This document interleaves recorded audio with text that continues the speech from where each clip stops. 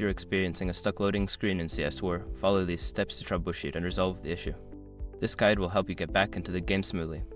Step 1. Check system requirements. Ensure your computer meets the minimum system requirements for CS2.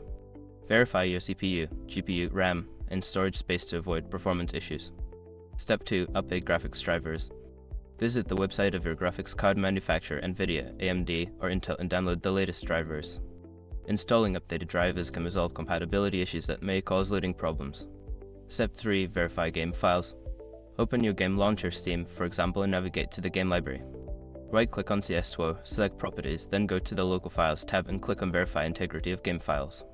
This will check for and repair any corrupted files. Step 4. Adjust launch options.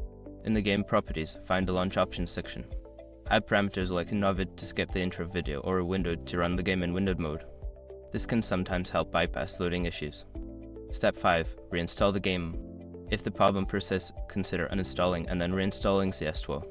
This can clear out any persistent issues and ensure you have a fresh installation of the game. By following these steps, you should be able to resolve the stuck loading screen issue in CS2. If problems continue, consider reaching out to the game support team for further assistance.